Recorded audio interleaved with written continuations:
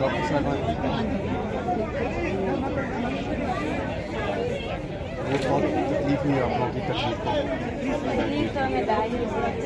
मुझे आप लोगों से काफ़ी भी मालूम है। मैं पहले और तरह से इसके लिए आप लोगों से माफ़ी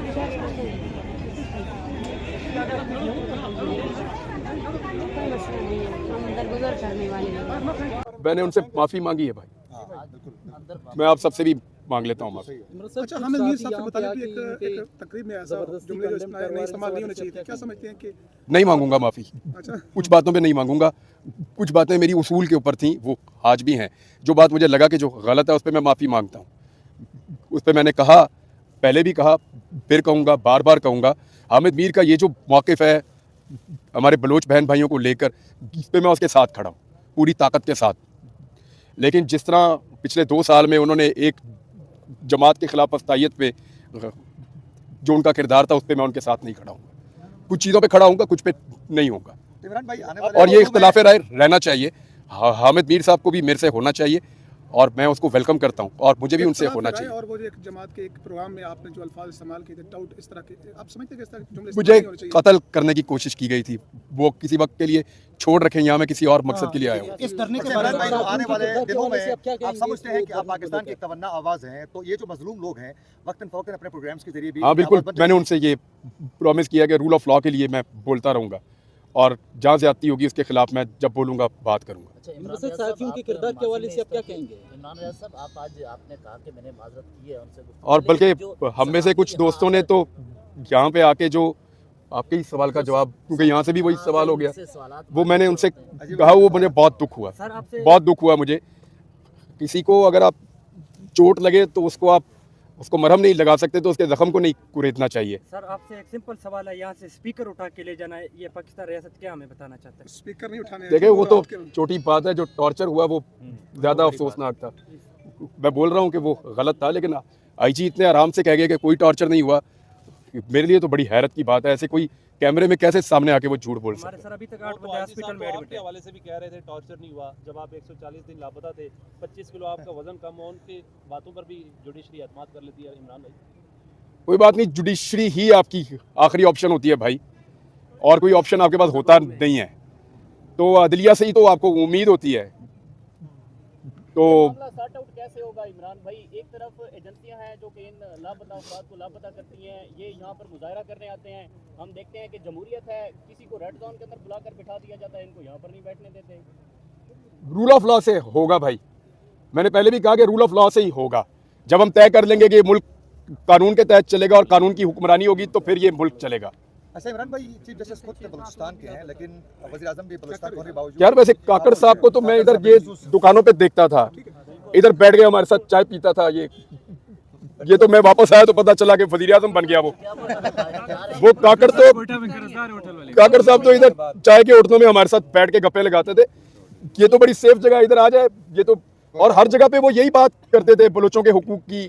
काकड़ साहब हर जगह पे यही कहते थे कि बलूचिस्तान के लिए आवाज़ उठाओ, हमें वो बहुत कहते थे। तो काकड़ साहब को मैं उम्मीद करता हूँ वो यहाँ पे आएंगे, क्योंकि वज़ीर दाखिला भी बलूचिस्तान के थे। आज का वज़ीर-ए-आज़म के पास कोई इख्तियार है भी कि वो आके बात करें? भाई जो लोग यहाँ आ रहे हैं, किसी के पास भी कोई इख्तियार है, सिर्फ आना जरूरी है, इख्तियार जरूरी नहीं है। सर काकड़ साहब कह रहे हैं कि सारे एजेंट है इसलिए मैं यहाँ पे नहीं आ रहा हूँ, इस पे आप क्या कहेंगे? काकड़ साहब पहले तो ये नहीं कह रहे थे, अब ये कह रहे हैं, मैं तो हैरान हो रहा हूँ। इधर से सर मुफाहमत की बातें हो रही है, वहाँ जाने से की जो बयानात आते हैं कोयटा में प्रेस कॉन्फ्रेंस बैठ के इनके खिलाफ ये एजेंडे पे हैं, दहशतगर्द हैं, ये फिर किस तरह कमेटियाँ या अमन या मुज़ाकरात कामयाब होंगे या बातचीत चलेगी आगे? वहाँ उसने अपना महाज सरगर्म किया हुआ है इनके खिलाफ। देखिए दहशतगर्दों से तो नहीं मुज़ाकरात होते हैं, मुज़ाकरात तो अपने लोगों से होते हैं। तो अगर गवर्नमेंट कह रही है कि मुज़ाकरात करने हैं तो ये बड़ी अच्छी बात है, इसको तो अप्रिशिएट करना चाहिए कि अगर गवर्नमेंट बैठ के मुज़ाकरात करना चाहती है और किसी मसले को हल करना चाहती है कानून के मुताबिक, तो इससे अच्छी तो बात ही कोई नहीं है। इसको तो वेलकम करना चाहिए। बलोच जितने भी है पुरअमन है सर, इससे अलावा और बलोच क्या करें? पुरअमन आपने देखा है ना, मैं जब बलूचिस्तान गया था पिछले साल, रज़ी मेरे साथ थे, मुझे तो वो एक पहले जो मैंने मंजर देखे वहीं से मुझे अंदाज़ा हो गया कि बलूचिस्तान क्या है।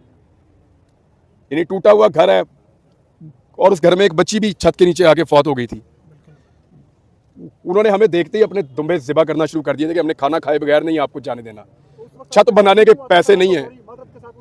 एहसास नहीं हुआ उस वक्त अगर बयान आपका यही सच्चा होता? मैंने दे दिया था, क्या ना होती मेरी जान? तब भी कहा था भाई, तब भी बोला था, उस वक्त भी बोला था।